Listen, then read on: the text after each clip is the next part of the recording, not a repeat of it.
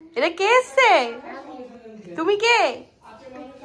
হ্যাঁ গুন্নু, তুমি কাদের বাড়িতে এসছো? Good morning everyone, welcome to new blog. তোমরা সবাই কেমন আছো? আমি তো খুব ভালো আছি।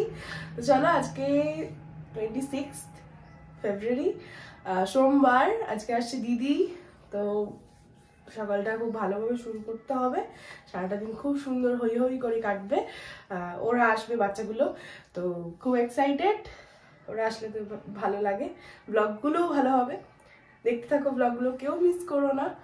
আর সৈকত এখন বেরোচ্ছে, ওর সকালে কাজ ছিল কিন্তু তবু ওটা স্কিপ করে এখন বেরোচ্ছে দিদিকে আনতে। আর ওরা পিক আপ করতে যাচ্ছে, কারণ ওরা বাচ্চা নিয়ে লাগেজ নিয়ে আসতে পারবে না। তো মাঝ রাস্তায় নেমে যাবে, ওরা বাড়ি চলে আসবে, এই হলো ব্যাপার। এখন অবধি প্ল্যান, এখন যাবো নিচে। চলো যা যাক। আমি দুপুরবেলায় ওই বাড়ি চলে যাবো, এখানে লাঞ্চ টাঞ্চ কিছুই করবো না, ওই বাড়িতেই লাঞ্চ ডিনার সমস্ত কিছু হবে। আমি বলেছিলাম যে বিকেলে যাবো, মা বলছে না আয় আয় আয়, মাথা খারাপ করে দিচ্ছে আবার। তো এখানে কাজটা সেরে তারপরে আমি যাব। তো চলো দেখতে থাকো ব্লগটা, আশা করছি তোমাদের ব্লগটা খুব ভালো লাগবে, একদম স্কিপ না করে দেখতে থাকো। চলো। বাবা, আজকে আমার আমাদের সকাল সকাল চিতই পিঠা হচ্ছে, বিশাল ব্যাপার। গরমকালেও আমরা পিঠা খাই, এখানে চা হচ্ছে। Wow, nice. দিদি একটা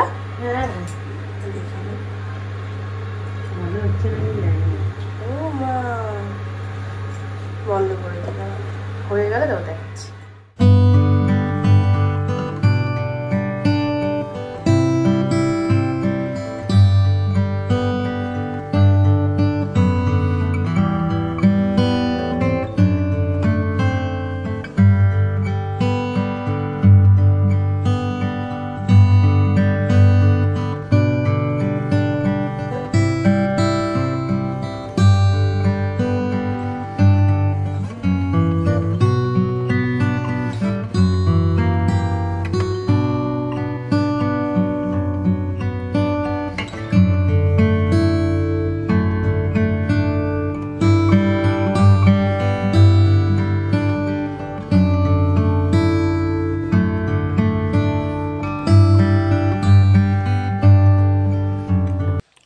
গরম পড়ে গেছে, আমি পিঠে খাওয়া ছাড়বো না ভাই। এত সুন্দর হয়েছে গরম গরম চিতই পিঠে, ঝোলা গুড় দিয়ে। আমি বুদ্ধি করে ঝোলা গুড়টা এনে রেখেছিলাম। ঝোলা গুড় ছাড়া এটা ভালো লাগে না। আমি 1 কিলো কিনে রেখেছিলাম, 1-1.5 কিলো, তারপর বা দিয়েছিল আবার। আমার খুব ঝোলা গুড় আমি স্টক করে রাখি, মাকে দেখতাম ওই বুদ্ধিটাই।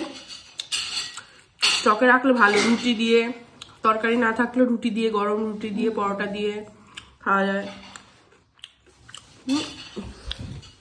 দেখো এত ভালো লাগছে, অ্যান্ড সফট হয়েছে, একেবারে সফট হয়েছে।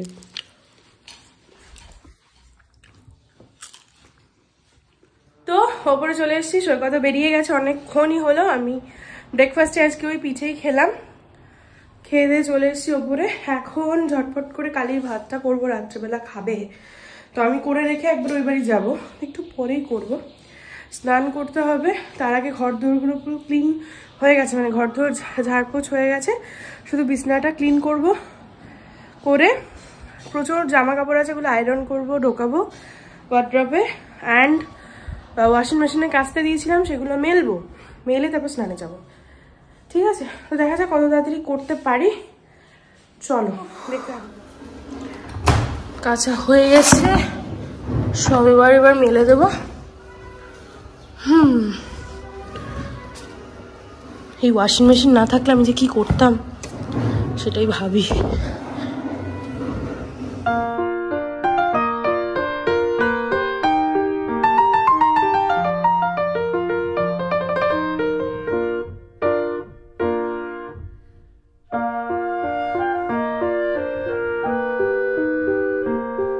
তো জামা কাপড় মেললাম, বাবা কতক্ষণ টাইম লাগলো, কি রোদ উঠে গেছে না। তো ঘরটা আমার পুরো বিছানা টিছানা ক্লিন হয়ে গেছে। এখন এখানে ভর্তি এইরকম জামা কাপড়, আমার ব্লাউজ রয়েছে, এগুলো আয়রন করতে হবে। তো এগুলো প্রেস করতে হবে, তো ওই জন্য এখানে একটুখানি ঝটাফট করে জামা কাপড়গুলো, সৈকতের শার্ট, 4-5টা জিন্স, ফটাফট আয়রন করে তারপর স্নানে যাব। তো চলো দেরি না করে, ঘুরতে বাজছে 11:30। সৈকত ফোন করেছিল, বললো দিদিকে নিয়েও উঠে গেছে আর কি ট্যাক্সিতে। তো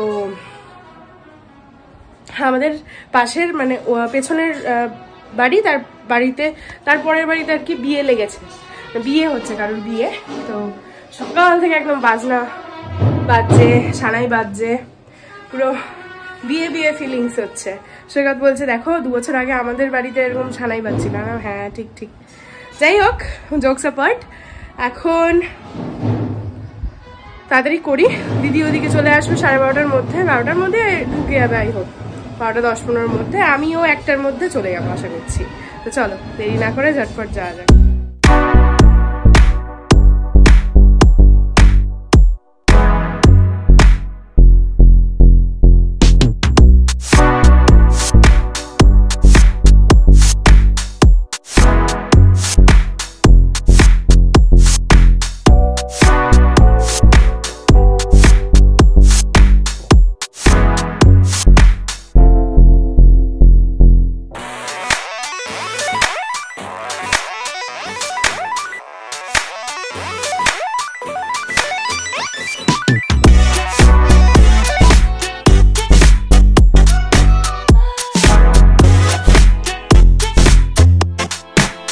ঘড়িতে বাজে 12টা, আর এই জাস্ট আমার প্রেস করা শেষ হলো আয়রন।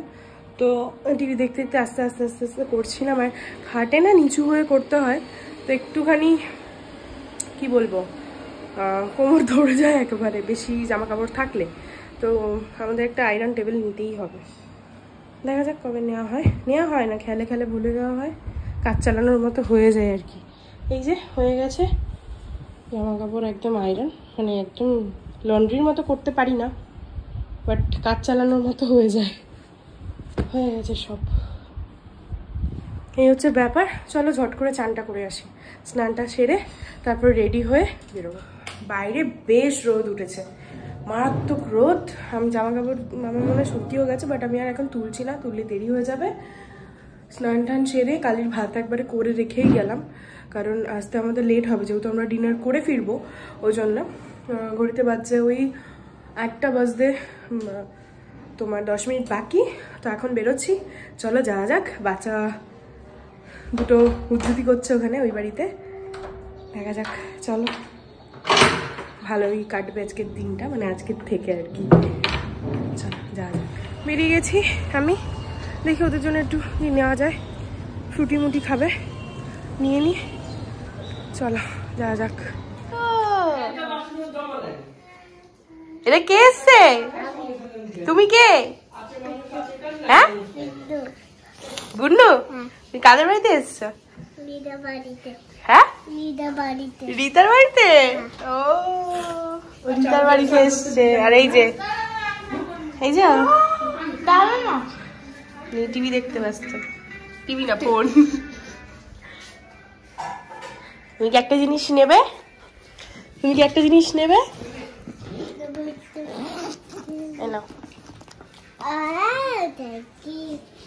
Thank you. ওটা দিদির। জেপ্টোতে আবার দই অর্ডার করলাম, সেইটাই আনতে যাচ্ছি। দিদি বললো দই খাবে, মিষ্টি দই, আম দই আমুলের। দিদি বললো অর্ডার করতো, চট করে বাড়িতে এসে দিয়ে চলে যাবে, তো সেটাই অর্ডার করলাম। গুন্নু হাই করো। আমার সাথে বেরিয়েছে দই আনতে। ক্যামেরা ধরতে দেরি, ওর হাই বলতে দেরি নেই।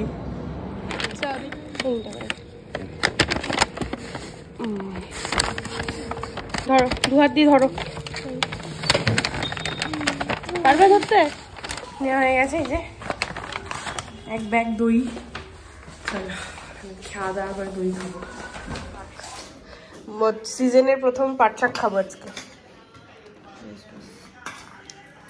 আহা, এইটা আমার ফেভারিট শাক। আর কি আছে? শুক্তো, ভাত, চাটনি। বাহ, এই চাটনিটার খবর কালকে পেয়েছিলাম। কি আছে? এই চাটনিটার খবর তুই পাইছিস মানে? সেই চাটনি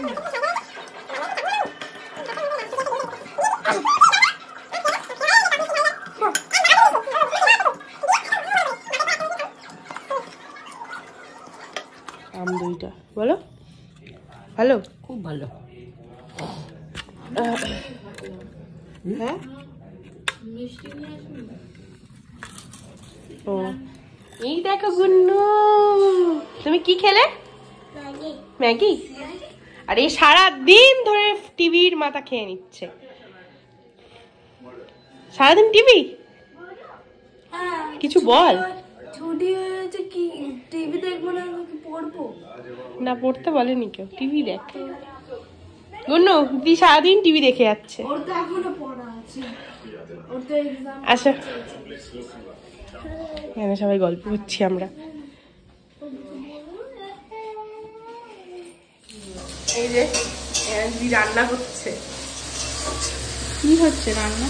হচ্ছে তো মটন, আর সেটা ম্যারিনেট হবে। গুন্নু যাবি ঘুরতে? চল ঘুরে আসি। এখানে কাটাকুটি চলছে, রান্না করছে মটন। আর কি হবে মা?